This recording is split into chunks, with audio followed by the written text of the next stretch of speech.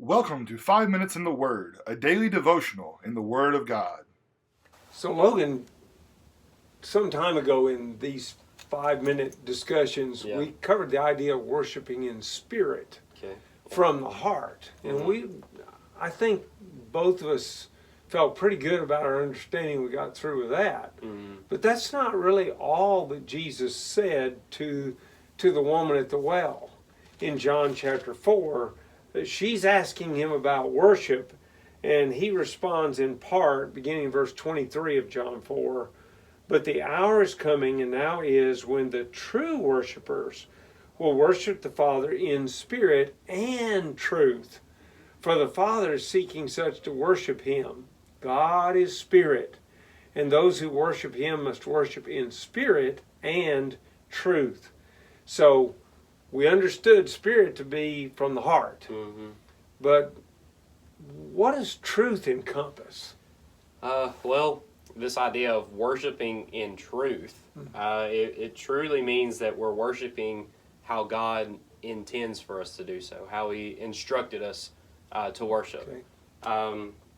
Well, that kind of leads us into the next question, which is, how did He instruct us to worship? Well, let's look at Acts chapter 2. Okay. And that will shed some light on this subject. So now here, this is right after Peter's sermon on Pentecost, Right. and after there's been 3,000 souls added to the church, which is a pretty good sermon, by Yeah, the way. yeah. They open up to this next portion, starting verse 42, "And they devoted themselves to the apostles' teaching and the fellowship, to the breaking of bread and the prayers." So now here this encompasses the 5 acts of worship that we involve ourselves in when we come together. In this first part, it's not specifically mentioned here, but this idea of singing. And if we look at Psalm 66, we see that it's an excited proclamation. Okay. So we are to sing. It's a excited proclamation, and the words there in Scripture it uses the words like shout. And sing, and then giving glorious praise to God. And additionally, it is mentioned here, the word prayer. You can correlate that with Philippians chapter 4, in letting your request be made known to God. Of course, we're commanded also to pray privately, but in the worship setting, whether it be members of the congregation who are missing or sick, letting our request be known to God is part of worship, because we're talking to God. Sure. Additionally, Matthew 28 brings forth this next idea, which is teaching and or preaching the word. Matthew 28 is known as the Great Commission. Right. So it's a command, and when we do that, we're proclaiming the word of God. So we're worshiping when we do that as well. And then these last 2 acts of worship really go hand in hand. It's the Lord's Supper and the collection. If we look at 1 Corinthians 16, we see here Paul's talking to the Corinthian brethren about how to collect, how to take some of their things in for a collection. He starts in verse 1, "Now concerning the collection of the saints, as I directed the churches of Galatia, so I do also. On the first day of every week, each of you is to put something aside and store it up, as he may prosper, so that there will be no collecting when I come." So now this specifically means that Sunday is for worship. And you can see additionally too in chapter 10 of 1 Corinthians how to partake of the Lord's Supper, or the appropriate manner of doing so, and again in chapter 11 as well. But to tie both of these in together, we have to look at Acts 20. And we'll see that there now. So, looking at Acts chapter 20, in verse 7.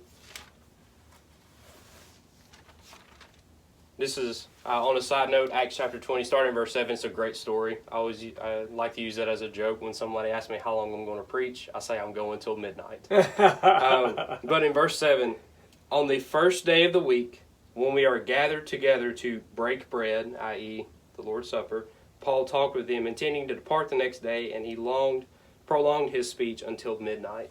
So now these two, the collection and the Lord's Supper, go hand in hand. Why are we partaking of the Lord's Supper? Well, we're commanded to do so when? On the first day of the week. That's worship. And collection, in the same manner. Okay. So So you're taking that act. No, I interrupted you. I'm sorry, but so you're taking that Acts 2, and you're saying that's kind of a quick capsule of worship. Yes. So you've got teaching or preaching, and by the way, not all guys that step in the pulpit actually preach per se. Yeah. David Lipscomb was known for mostly just teaching. But it persuaded a lot of people. Yeah. So it did what it was supposed to do. It's designed to build up the church.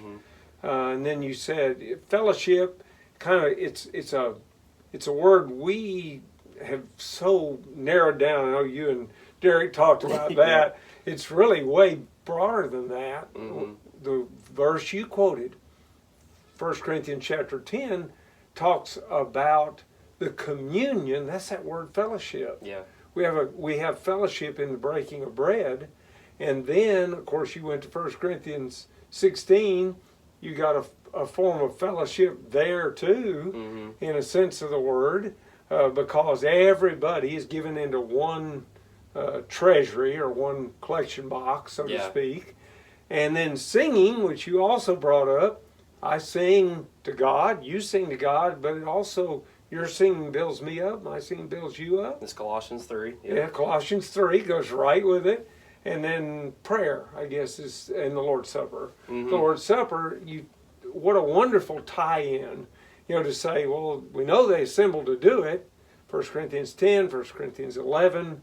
What day did they assemble? 1 Corinthians 16, which was about giving, as you noted. But there it is, it's on the first day of the week. And then, of course, prayer, which we do every day, but in worship, it's so important. And you showed us that. And I appreciate that. That really helps with the in truth part. Yep.